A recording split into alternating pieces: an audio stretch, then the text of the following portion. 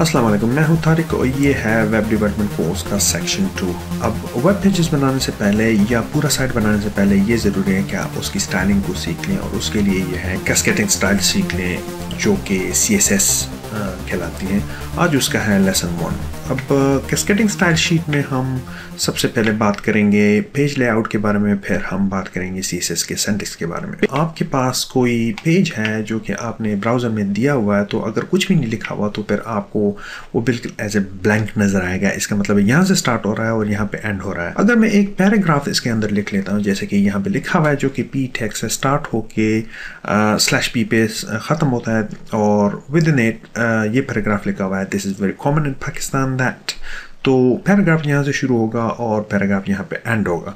अगर जितना भी लंबा पैराग्राफ ये होगा तो उतना ही हाइट उसका बढ़ता जाएगा, लेकिन अगर आपका ब्राउज़र यहाँ से लेके यहाँ तक है तो फिर ये स्विच कर जाएगा, नीचे आ जाएगा और जो हाइट जो है ना वो उसकी बढ़ता जाएगा। लेकिन जो आप उसके ब्राउज़र को बड़ा करते जाएंगे, जैसे कि नॉर्मली अगर आपका स्क्रीन बड़ा है तो फिर वो पैराग्राफ पूरा का पूरा स्पेस लेगा। लेकिन अगर फिर मैं दूसरा पैराग्राफ लगा देता हूँ, जैसे कि यहाँ पे है ये पैराग्राफ शुरू हो रहा है, यहाँ पे पैराग्राफ ख़त्म हो रहा है, तो फिर ब्राउज़र में जो अवेलेबल स्पेस होगा, ये ख़त्म हो रहा है पैराग्राफ, तो दूसरा अवेलेबल स्पेस है वो बिल्कुल उसके नीचे है। अगर यहाँ पे उसको स्पेस मिलता तो फिर वो यहाँ पे होता, लेकिन चूंकि ये ब्लॉक लेवल टैग है तो फिर ये पूरा का पूरा एक ब्लॉक ले लेगा, उसके नीचे आ जाएगा। अब ये एक चीज़ नोट करने की है कि जैसे एक ब्लॉक ख़त्म होता है तो दूसरा ब्लॉक शुरू हो जाता है और वो एक बॉक्स बना लेता है। और यही जो है ना, हमने यहाँ पे इस चीज़ को समझ लेना है कि किस किस्म के बॉक्स हैं। अगर हमारे पास ब्लॉक लेवल टैग है, जिस तरह की P एक ब्लॉक लेवल टैग है, तो फिर स्मॉल ब्लॉक लेवल टैग हो या बड़े लेवल टैग हो तो फिर वो इस किस्म के जो है ना स्पेसेस वेब पेजेस पे लेंगे, कोई बड़ा होगा कोई छोटा होगा। अब इन सब को मैं कहूँगा एलिमेंट एज अ होल। तो एलिमेंट जो होंगे वो इमेजेस भी होंगे, डिव्स भी होंगे, डिवीजन भी होंगे और साथ में पैराग्राफ भी होंगे। अगर आप इस बॉक्स को समझ जाएं कि बॉक्स होता क्या है, कैसे बिहेव करता है, तो फिर बहुत ही इजी होता है कि उसको मैनिपुलेट किया जाए। मतलब यह है कि डिज़ाइनिंग अगर पेज की करनी हो तो फिर इस बॉक्स को ही मैनिपुलेट करना होगा। खुद एक किस्म के जो है ना ब्लॉक लेवल टैग्स बना सकते हैं और वो आपको उस काम ले सकते हैं डिव से। आप डिव जो है बेसिकली कहते हैं डिवीजन को। मतलब यह है कि इस पेज को मैं डिवाइड कर सकता हूँ अपनी मर्जी से, और आप ये यूँ कर सकते हैं कि एक पेन और पेज ले लें, सबसे पहले आप उसको ड्रॉ कर लें पेज पे। अगर मैं इसको रिप्रेजेंट कर दूं, यहाँ पे रेप्लिकेट कर दूं, तो इस पेज को मैंने ऐसे डिवाइड किया कि सबसे पहले एक बड़ा सेक्शन मैंने ले लिया और उसको मैंने नाम दिया एक डिव का। ठीक, विद इन दैट डिवीजन मैंने जो है पेज को, जैसे कि आपके पास पेपर होगा तो फिर आप उसको एक डिवीजन ये दे दें और फिर उसके नीचे एक और डिवीजन दे दें और तीसरा डिवीजन और ये दे दें। अब इन सब को कंट्रोल करने के लिए ज़रूरी है कि वेब पेज पे इसको एड्रेस करना चाहूँ तो ये बहुत ही मुश्किल हो जाता है, क्योंकि सारे के सारे जो है ना डिव है। तो इसलिए ज़रूरी है कि इनकी कोई आईडी होनी चाहिए। तो उसके लिए ये मैं कर देता हूँ कि जो नीचे वाला डिव है, जो आपको ब्लू डिव नज़र आ रहा है, उसको मैं नाम दे देता हूँ रैपर। उसकी आईडी में कह देता हूँ कि ये रैपर है, और साथ में जो सबसे ऊपर वाला डिव है उसको मैं कह देता हूँ कि ये इसका नाम है ID इक्वल हेडर। और इसके बाद मैं इसको जो नीचे वाला डिव है जहाँ पे मैंने सब कुछ लिखना होगा उसको मैं कह देता हूँ कि कंटेंट उसकी आईडी है, और जो सबसे आखिर में उसको मैं नाम दे देता हूँ ID इक्वल टू फुटर।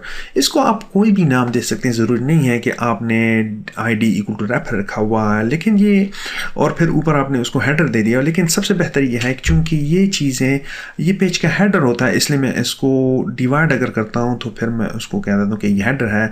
चूँकि यहाँ पे कंटेंट आएगा तो इसलिए मैं उसको कंटेंट कर देता हूँ, और चूंकि यहाँ पे फुटर आएगा तो इसलिए मैं इसको फुटर कह देता हूँ।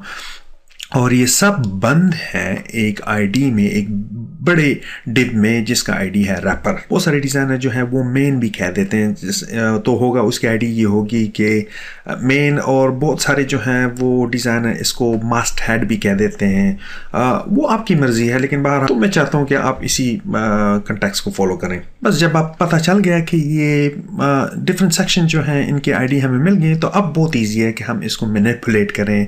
इसकी पोजीशन को मैं अब उठा के यहाँ से यहाँ लेके आ सकता हूँ, वो इसलिए कि इसको सिर्फ मैंने बुलाने की ज़रूरत है। उसको मैं ID इक्वल हेडर वाला जो है उसको मैं कह रहा हूँ कि आप नीचे आ जाए तो वो नीचे आ जाए। उसके लिए फिर बाद में हम जो चीज़ें रूल्स हैं जो वो हम इस्तेमाल करेंगे, फिर उसे हम इसको मूव कर सकते हैं, इसके साथ कुछ भी कर सकते हैं। यहाँ पे एक चीज़ ज़रूरी है कि आप समझ लें, वो ये है कि एक पेज में आईडी जो होता है वो यूनिक होगी। इसका मतलब ये है कि अगर आईडी हेडर यहाँ पे यूज़ हुआ है तो वही आईडी हेडर जो है फिर वो आप इसके लिए यूज़ नहीं कर सकते। मतलब ये हुआ कि एक ही आईडी एक ही जगह के लिए एक पेज पे यूज़ होगी, वो बार बार आईडी यूज़ नहीं हो सकती। ये चीज़ें आप बाद में समझ जाएंगे जैसे ही हम क्लास को डिफ़ाइन करेंगे। तो फ़िलहाल आप आईडी के बारे में ये समझ लें कि आईडी जो है वो एक ही आईडी एक ही पेज पे एक ही दफ़ा आएगी। इसका मतलब ये है कि हेडर जो है वो हेडर यहाँ के लिए यूज़ होगा, जबकि मैंने इसको डिफ़ाइन किया हुआ है कि वो यहाँ के लिए है, तो वो हेडर अगर कहीं और पे मैं यूज़ करना चाहूँ तो फिर नहीं कर सकता। जबकि अब आपको पता चल चुका है कि जो डिवीज़न होती है वो बॉक्स के फॉर्म में होती है, और हमेशा जो है वो बॉक्स लेफ़्ट टॉप से शुरू होके उसकी फ़्लो जो है लेफ़्ट टू राइट होती है, और एट द एंड वो यहाँ पे आ जाती है। इसका मतलब है टॉप से शुरू होके लेफ़्ट टू राइट जाती है और आखिर में यहाँ तक आ जाती है।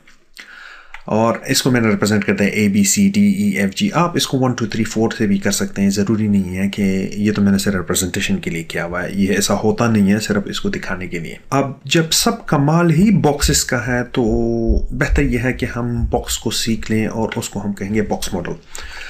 अब मैं एक एलिमेंट लेता हूं जो कि पैराग्राफ टैग है, वो ब्लॉक लेवल टैग है, उसको कहते हैं P और P डैश, जो कि ख़त्म हो जाता है, और ये इसमें लिखा हुआ है this is very common in Pakistan, जो कि आपको वेब पेज पे इस किस्म का लगेगा। एक जगह पे ये पैराग्राफ लिखा हुआ है।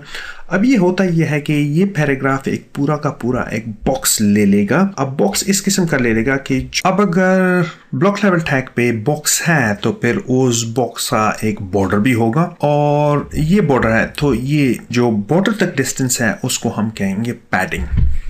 और सबसे ऊपर हम बात करेंगे टॉप पैडिंग के बारे में, फिर राइट पैडिंग के बारे में, फिर बॉटम पैडिंग के बारे में, फिर लेफ्ट पैडिंग के बारे में। इसका ये मतलब हुआ कि अगर हम इसको कंट्रोल करना चाहेंगे तो फिर सीक्वेंस ये होगा, पहले हम टॉप को कंट्रोल करेंगे, फिर राइट को, फिर बॉटम को, फिर लेफ्ट। ये चलेगा घड़ी की सुई की तरफ। और अगर पैडिंग है तो फिर इससे ऊपर हम मार्जिन की बात करेंगे। मार्जिन बेसिकली जो कि बॉर्डर से दूसरे टैग तक का डिस्टेंस, वो होगा आपका मार्जिन। और इसी तरह हम बात करेंगे टॉप मार्जिन की, राइट मार्जिन की, बॉटम मार्जिन की, लेफ्ट मार्जिन की। वो ये सारा का सारा कहलाता है बॉक्स मॉडल। जैसे आप बॉक्स मॉडल को समझ लें तो फिर डिज़ाइनिंग ईजी रहता है। अब ये सारे इसके प्रॉपर्टीज़ हैं, जैसे कि टॉप मार्जिन को कंट्रोल करना, राइट मार्जिन को कंट्रोल करना, बॉटम को और लेफ़्ट को। इसी तरह अगर बॉर्डर है तो फिर उसकी स्टाइल को हम कंट्रोल कर सकते हैं, उसके कलर को हम कंट्रोल कर सकते हैं, उसकी थिकनेस को हम कंट्रोल कर सकते हैं, और इसी तरह पैडिंग जो है कि ये कितना जो है वो डिस्टेंस एक दूसरे से आएगा। जैसे जैसे आप आगे बढ़ते जाएंगे तो जितने भी रूल होंगे जो इस पर अप्लाई होंगे फिर आपको समझ आएंगे। लेकिन जो मेनली बॉक्स मॉडल है वो इस किस्म का होता है कि ये आपका टैग है जो कि ब्लॉक लेवल टैग है। ब्लॉक लेवल से बॉर्डर तक पैडिंग होती है, और बॉर्डर से दूसरे टैग जहाँ से वो दूसरा टैग शुरू होता है तो वहाँ पे मार्जिन होते हैं। अगर आपने दो टैग्स के दरमियान डिस्टेंस को कंट्रोल करना है तो फिर आप मार्जिन को छेड़ेंगे। ये सारे के सारे जो कि मैंने आपको बता दी, जैसे कि पोजीशन हुआ, कलर हुआ, बॉर्डर स्टाइल हुआ, मार्जिन हुआ, इसको कह देते हैं स्टाइल्स। इसको जब ये स्टाइल खिला देते हैं, जो जिस फाइल में आप उस प्रॉपर्टीज़ को कंट्रोल करेंगे तो उसको आप कहेंगे स्टाइलिंग शीट। और जब स्टाइलिंग शीट आप उसको सेव करेंगे तो उसकी एक्सटेंशन होगी .css। अगर मेरे पास एक फाइल है जो कि xyz है तो फिर उसको मैं ऐसे सेव करूँगा xyz.css। अब यहाँ पे एक चीज़ बहुत ही ज़रूरी है और आपको ये समझ जाना चाहिए कि CSS के जितने भी फाइल होते हैं, जैसे कि स्टाइलिंग फाइल होते हैं, वो ऐसे ही काम नहीं करते जब तक आपके पास वेब पेज ना हो, क्योंकि आप उसको वेब पेज पे अप्लाई करते हैं तो उसकी जो है वो स्टाइलिंग आ जाती है। अदरवाइज अगर आपने एक स्टाइल बनाई हुई है तो फिर वो खुद ब खुद अपने आप जो है स्टाइलिंग से कुछ भी नहीं हो सकता जब तक आपके पास वेब पेज ना हो। तो जब आगे हम जाएंगे तो एक वेब पेज बनाएंगे, एक वेब पेज बना के फिर उसकी स्टाइल बनाएंगे, फिर वो स्टाइल उस वेब पेज पे अप्लाई करेंगे, तब आपको पता चल जाएगा। अब नेक्स्ट लेसन में मैं डिस्कस करूँगा कि CSS का सिंटैक्स क्या है, तो इंशाल्लाह नेक्स्ट लेसन में मिलेंगे। तब तक अल्लाह हाफ़िज़।